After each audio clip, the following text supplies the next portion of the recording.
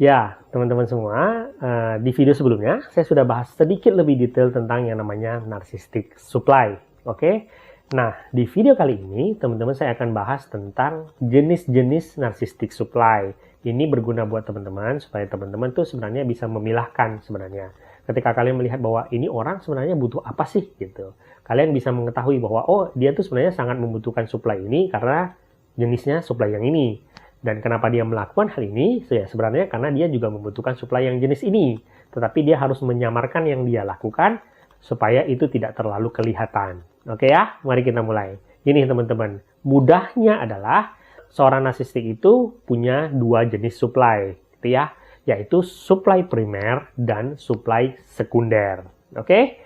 Nah, supply primer itu adalah sebuah bentuk dukungan emosional yang dia dapatkan langsung, teman-teman. Jadi seperti misalnya perhatian, ya, pengagum, pujian, gitu ya, pengakuan itu yang benar-benar diberikan langsung oleh orang kepada dia atau korbannya kepada dia. Nah, dari mana dia mendapatkan supply primer ini? Ya, yang pertama biasanya seorang narsistik itu mendapatkan itu dari pasangannya dia.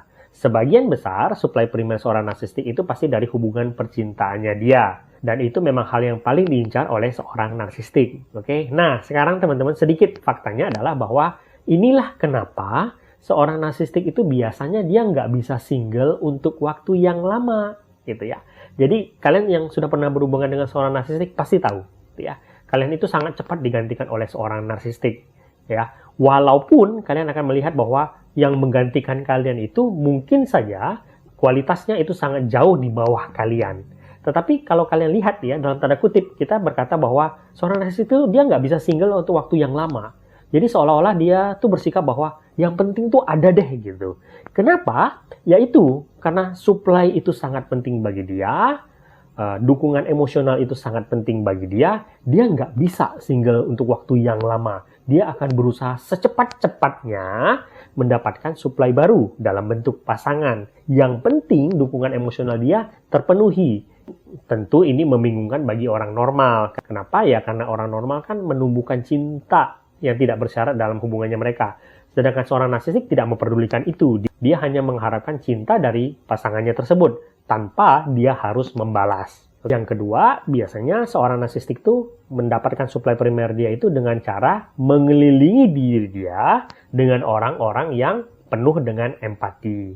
Jadi kita tahu nih, seorang narsistik itu dia pintar memilih korban gitu ya. Dia tahu gitu ya bahwa ketika misalnya dia berinteraksi dengan orang-orang yang sama narsistiknya dengan dia nggak akan dapatkan supply. Jadi sudah biasalah kita melihat seorang narsistik itu dia akan memilih kumpulan-kumpulan di mana dia itu punya kesempatan untuk menonjolkan dirinya dia. Atau dia akan bikin kumpulan-kumpulan di mana dia akan memasukkan anggota-anggota yang berpotensi menjadi supply-nya dia. Alias orang-orang yang memang punya empati. Jadi mereka itu memang diincar gitu ya, memang dipilih oleh seorang narsistik untuk menjadi supply-nya dia. Orang-orang yang punya empati, orang-orang yang gampang dimanipulasi, orang-orang yang dalam tanda kutip gampang diinjak-injak, memang diincar oleh seorang narsistik untuk memberikan supply primer kepada dia. Cara ketiga untuk mendapatkan supply primer itu adalah seorang narsistik itu akan mengincar orang-orang yang naif. Ya, orang-orang yang bisa dibohongi, orang-orang yang mengagumi dia, orang-orang yang terpesona akan personanya dia, gitu ya. Ya, orang-orang yang terlalu naif lah, orang-orang yang percaya bahwa mereka bisa memberikan kebaikan kepada si narsistik dan akan bisa merubah si narsistik. Si narsistik sangat menyukai hal tersebut, gitu ya.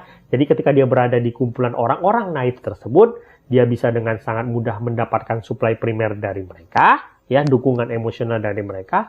Selain itu, dia juga bisa merasa bahwa dia itu akan sangat berkuasa di antara orang-orang yang naif tersebut. Misalkan penggemar-penggemarnya dia, gitu ya.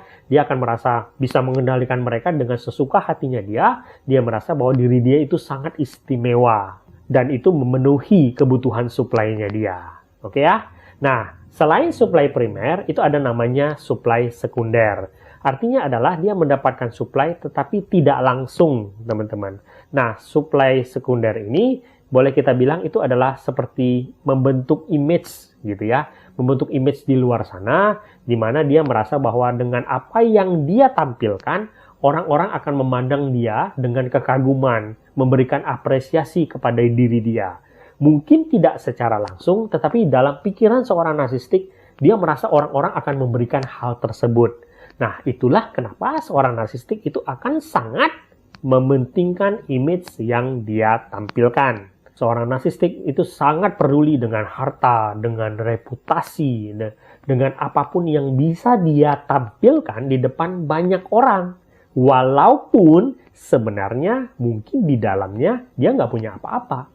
Nah, supply sekunder ini dia dapat dari mana? Yang pertama, itu jelas yang tadi saya bilang, dari harta. Harta itu biasa berupa benda. Misalnya benda-benda yang mahal dan benda-benda yang langka. Kalau kalian perhatikan, seorang narsistik itu kan ketika dia punya sesuatu yang baru gitu ya, yang menurut dia akan mendatangkan pengakuan dan kekaguman baginya, dia akan sangat cepat memamerkan itu kepada semua orang. Kenapa? Ya karena itu akan memberikan dukungan emosional bagi dia.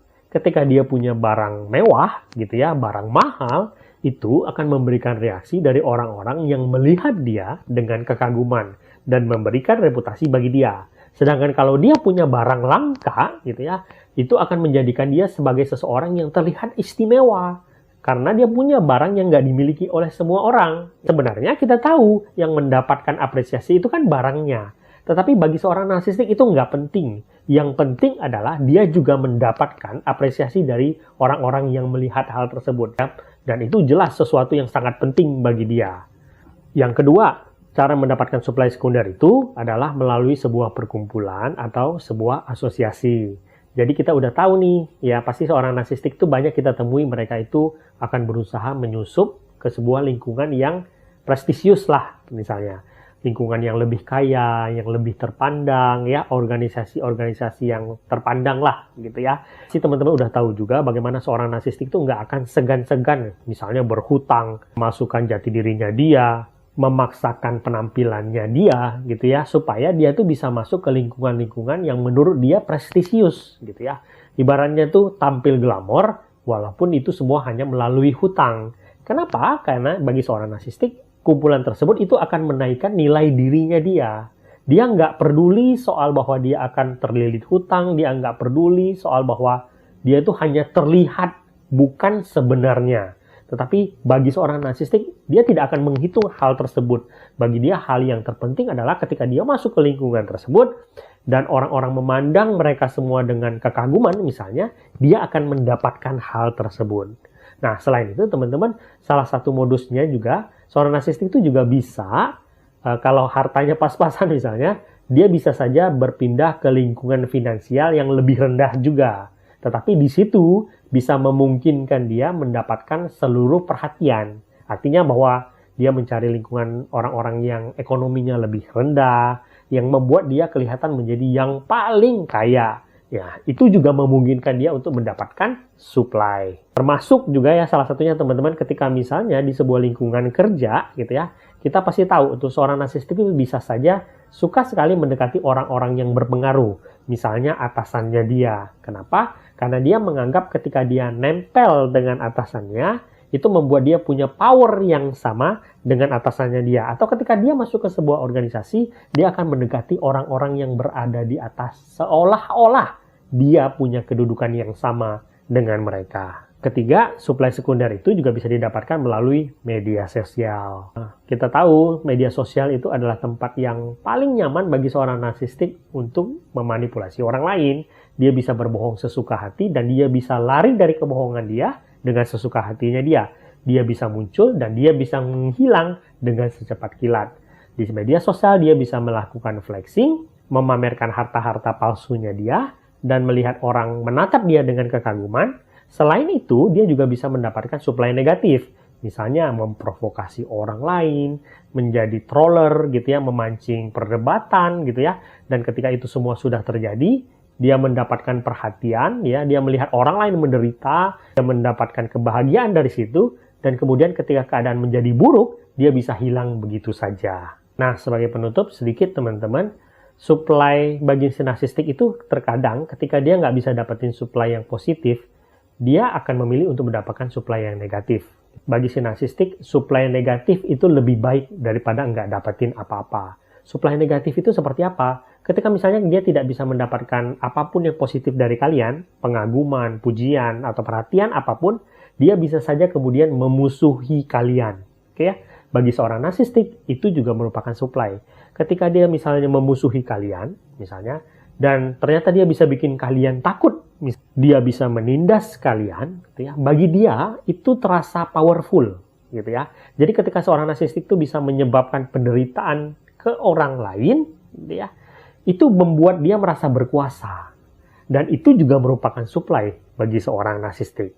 Oke ya, itu dinamakan negative supply. Yang terakhir, teman-teman, ya ingatlah bahwa seorang narsistik itu akan menghabiskan hidupnya untuk mencari supply. Bagi seorang narsistik, supply itu seperti nafas, seperti udara bagi dia. Dan untuk mendapatkan itu, dia tidak segan-segan untuk menghancurkan hidup orang lain. Nah, kalau kalian tidak ingin menjadi korban seorang narsistik, intinya adalah jangan jadi orang yang bisa memberikan supply bagi dia. Semoga video ini berguna. Sampai jumpa di video selanjutnya.